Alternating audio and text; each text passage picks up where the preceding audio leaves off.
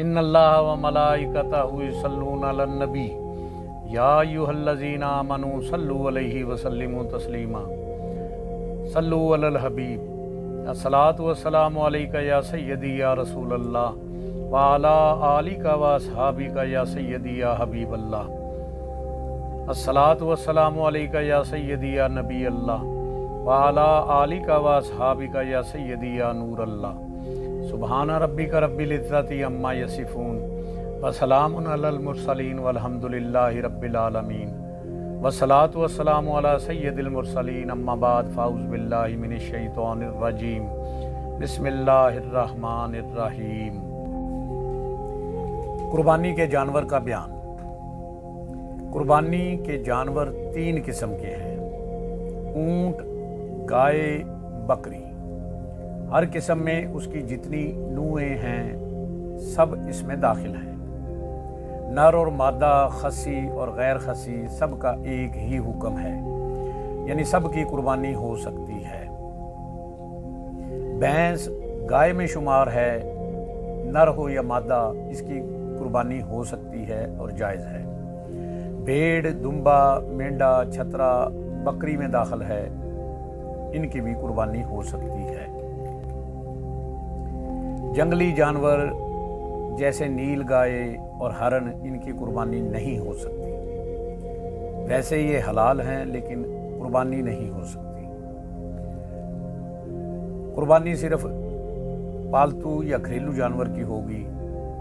گھریلو جانور سے مل کر بچہ پیدا ہو، مثلا ہرن اور بکری، اس میں ماں کا اعتبار ہے۔ اس بچے کو کراس بریڈنگ کہتے ہیں، یعنی اس بچے کی ماں اگر بکری ہے تو اس کی قربانی جائز ہے، اگر بکرے اور ہرنی سے پیدا ہوا ہے تو ماں ہرنی ہے، اس لیے اس کی قربانی جائز نہیں۔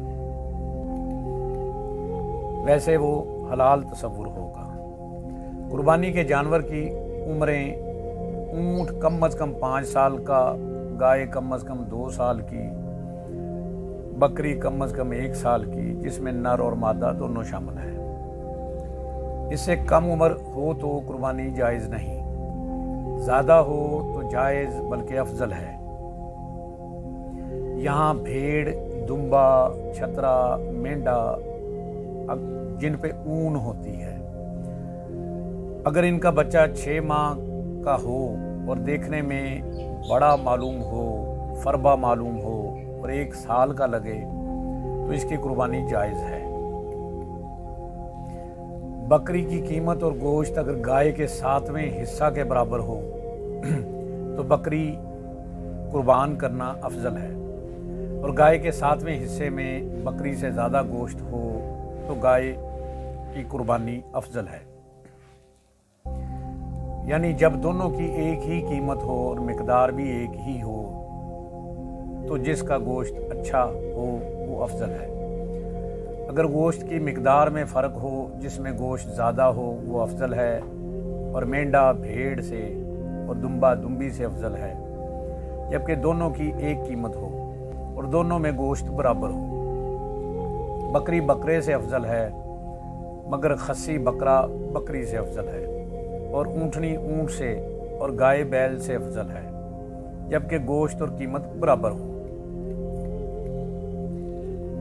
قربانی کے جانور کو عیب سے خالی ہونا چاہیے، اور تھوڑا سا عیب ہو تو قربانی ہو جائے گی مگر مکروہ ہوگی، اور زیادہ عیب ہو تو قربانی نہیں ہوگی۔ جس کے پیدائشی سینگ نہ ہوں اس کی قربانی جائز ہے، اگر سینگ تھے مگر ٹوٹ گیا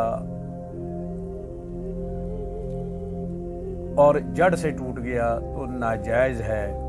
اگر سینگ کاٹ دیے اور وہ زخم ٹھیک ہے، جس طرح کئی نسلوں کے بیلوں کے سینگ کاٹ دیے جاتے ہیں اور بعد میں وہ جگہ بھر جاتی ہے اور دیکھنے میں ٹھیک لگتی ہے، اس کی قربانی جائز ہے۔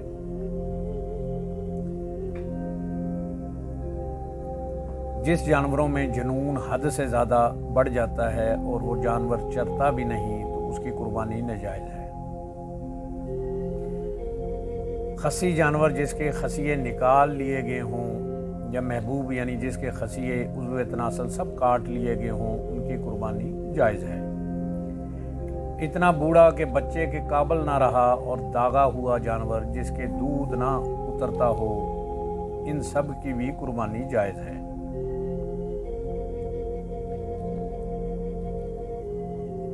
جانور اتنا لاغر ہو کہ ہڈی میں مغز نہ رہا ہو تو اس کی قربانی جائز نہیں۔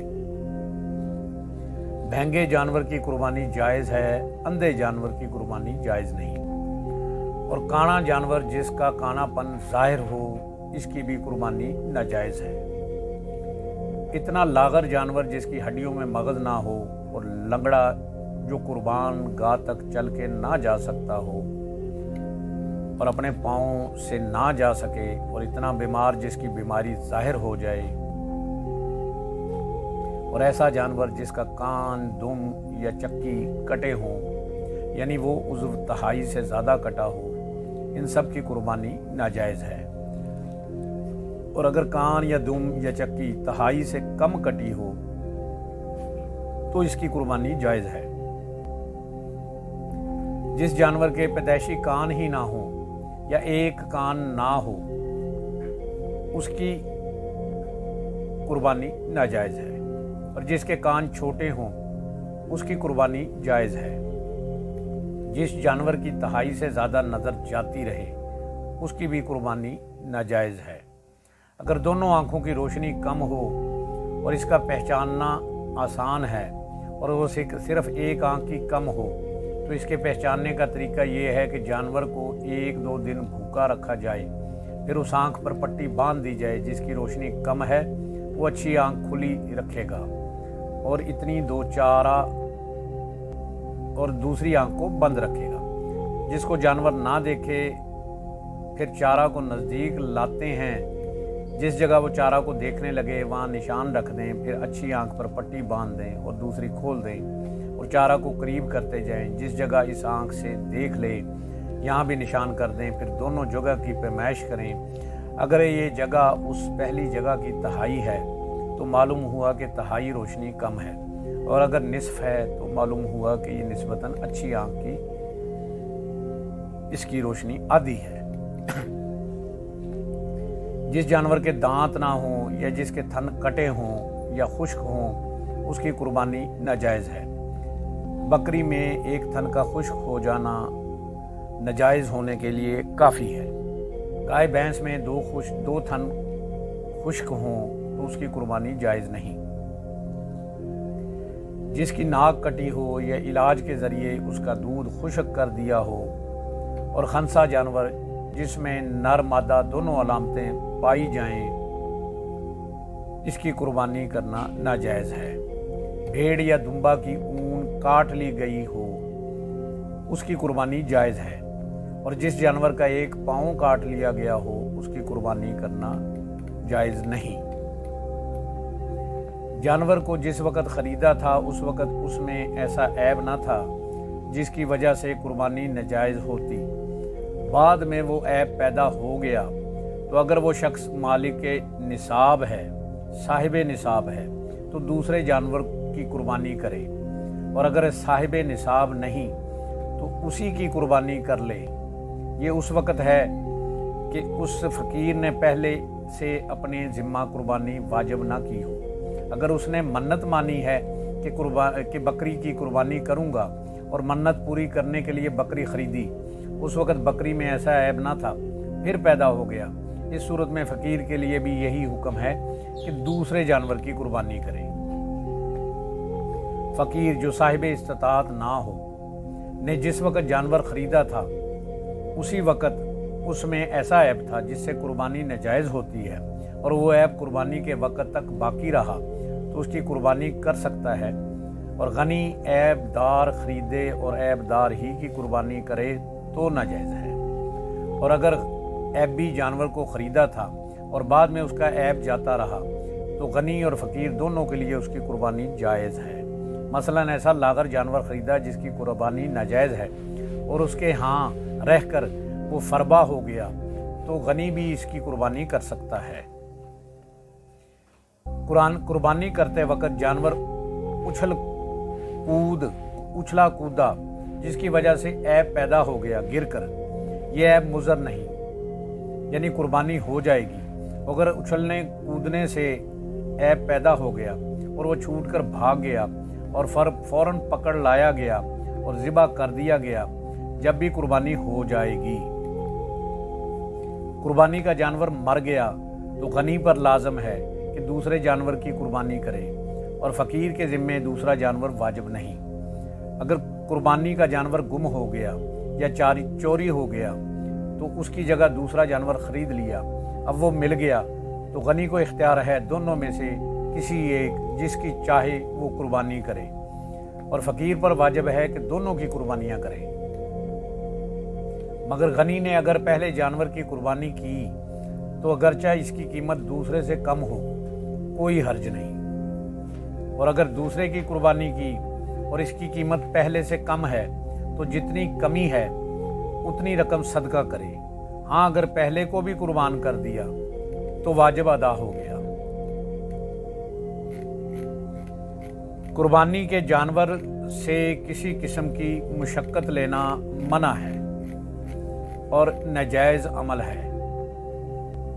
ذبح سے پہلے قربانی کے جانور کے بال اپنی کسی کام کے لیے کاٹ لینا یا اس کا دودھ دھونا مکروہ اور ممنوع ہے، اور قربانی کے جانور پر سوار ہونا یا اس پر کوئی چیز لادنا یا اس کو اجرت پر دینا غرض اس سے منافع حاصل کرنا منع اور غیر شرعی ہے۔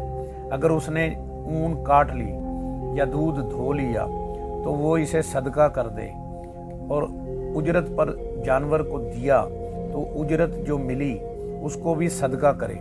اگر خود سوار ہوا اور اس پر کوئی چیز لادی تو اس کی وجہ سے جانور میں جو کچھ کمی آئی اتنی مقدار میں رقم صدقہ کرے۔ جانور دودھ والا ہے تو اس کے تھن پر ٹھنڈا پانی چھڑکے کہ دودھ خشک ہو جائے۔ اگر اس سے کام نہ چلے تو جانور کو دھو کر دودھ صدقہ کر دے۔ جانور ذبح ہو گیا تو اب اس کے بال کو اپنے کام کے لیے کاٹ سکتا ہے، اس کی اون کو کاٹ سکتا ہے، اگر اس کے تھن میں دودھ ہے تو اس کو دھو سکتا ہے، اور جو مقصود تھا وہ تو پورا ہو گیا، اب یہ اس کی ملک ہے، اب اپنے استعمال میں لا سکتا ہے۔ قربانی کے لیے جانور خریدا تھا، قربانی کرنے سے پہلے اس کے بچہ پیدا ہوا تو بچہ کو بھی ذبح کر ڈالے، اور اگر بچہ کو بیچ ڈالا تو اس رقم کو صدقہ کر دے۔ لیکن اگر پتہ ہو کہ یہ جانور پریگننٹ ہے اور یہ اس سے بچہ ہونے والا ہے تو اس کی قربانی جائز نہیں۔ لیکن جب قربانی کرنے کے بعد پتہ چلا کہ بچہ موجود ہے، اگر بچہ مردہ حالت میں نکلا تو اس کو دفن کر دے، اگر زندہ حالت میں نکلا تو اس کو بھی ذبح کر دے، اور ذبح کرنے کا وہی حکم ہے۔ اور اس گوشت کو اگر چاہے تو استعمال میں لا سکتا ہے، اس میں کوئی حرج نہیں، اس کے لیے بھی وہی حکم ہے۔ اور اگر کچھ نہ کیا اور بچہ اس کے یہاں رہا اور قربانی کا زمانہ آ گیا اور یہ چاہتا ہے اس سال کی قربانی اسی کو ذبح کرے، یہ نہیں کر سکتا۔ اگر قربانی اس کی کر دی تو دوسری قربانی پھر کرے کہ وہ قربانی نہیں ہوئی، وہ بچہ ذبح کیا ہوا صدقہ کر دے، بلکہ ذبح سے جو کچھ رقم اس کو حاصل ہوئی اس کو بھی صدقہ کر دے۔ قربانی کی اور اس کے پیٹ میں زندہ بچہ ہے تو اسے بھی ذبح کر دے اور اسے استعمال میں لا سکتا ہے، اور اگر مرا ہوا بچہ ہے تو اسے پھینک دے، وہ مردار ہے۔ اللہ پاک سے دعا ہے کہ اللہ پاک ہمیں دین سیکھنے کی، اس پر عمل کرنے کی توفیق عطا فرمائے، ہمیں واجبات اور فرائض ادا کرنے کی توفیق عطا فرمائے، 5 وقت کا نمازی بنائے۔ اللہ پاک ہمیں اچھی باتیں سیکھنے کی، اس پر عمل کرنے کی توفیق عطا فرمائے۔ جس کسی نے بھی دعا کے واسطے یا رب کہا، کر دے پوری آرزو ہر بے کس و مجبور کی۔ یا الہی بحق محمد رسول، دعا مجھ گناہگار کی کر قبول۔ آمین بجاہ نبی الکریم الامین، وآخر دعواہم ان الحمدللہ۔